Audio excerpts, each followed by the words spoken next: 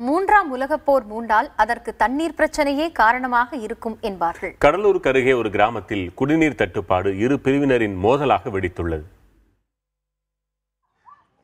கடலூர் மாவட்டம் ஏரிப்பாளையம் கிராமத்தில் இருவேறு பிரிவினருக்காக தனித்தனி நீர்த்தேக்க தொட்டிகள் அமைக்கப்பட்டுள்ளன.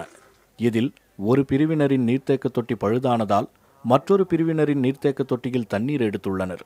அப்போது இரு தரப்பினருக்கும் இடையே ஏற்பட்ட வாக்குவாதம் மோதலில் முடிந்துள்ளது. வீடுகள் சூறையாடப்பட்டதுடன் தீக்கிரையாக்கப்பட்டன.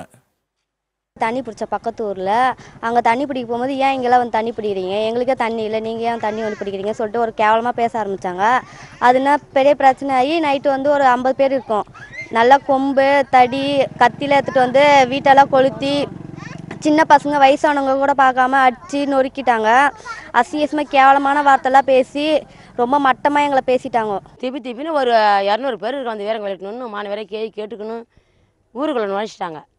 ஊருக்குள்ளே நுழைச்சி பழுந்து போய் நான் அழுதுக்கணும், எப்பா தப்பு மாட்டேங்கடா, பழைய பிறண்டு ஓடிப்பிடுங்க சாமி, தோப்பாக ஓடிப்பிடுங்க, நீங்கள் ஓடி பாதீங்க, ஓடிப்பிடுங்க சாமின்னு அழுகுறேன், கத்துறேன். நான் ஓடி பிடிச்சி புளிவை வந்து அடிச்சு ஏன் தொலைச்சி அடித்து நொறுக்கி ஆகித்தனை கூட ஒரு யானையில் அடித்து நொறுக்கிட்டு இந்த ஊட்டையும் கொளுத்தி விட்டுட்டு இந்த கிரண்ட மரத்தை அடித்து பொறி கொட்டுத்து பகுதியில் ஓடி அங்கே நின்று வேடிக்கை பார்க்குறேன். நான் கொளுத்தி விட்டு கிளம்பி ஓட்டிட்டானுவேன். குடிநீருக்கு பயன்படுத்தப்படும் நீர்த்தேக்க தொட்டிக்கு அருகில் குடிநீரில் குளித்ததே மோதலுக்கு காரணம் என்று மறுதரப்பினர் கூறுகிறார்கள்.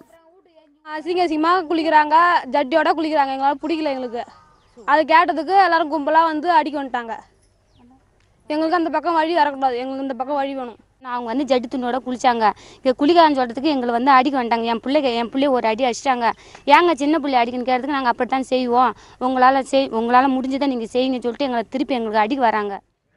நிலைமையை கட்டுக்குள் கொண்டு வர ஏரிப்பாளையத்தில் 100க்கும் மேற்பட்ட காவலர்கள் குவிக்கப்பட்டுள்ளனர். இது தொடர்பாக வழக்கு பதிவு செய்த காடாம்புலியூர் காவலர்கள் 4 பேரை கைது செய்து விசாரணை மேற்கொண்டு வருகின்றனர். புதிய தலைமுறைக்காக கடலூர் செய்தியாளர் ஸ்ரீதர்.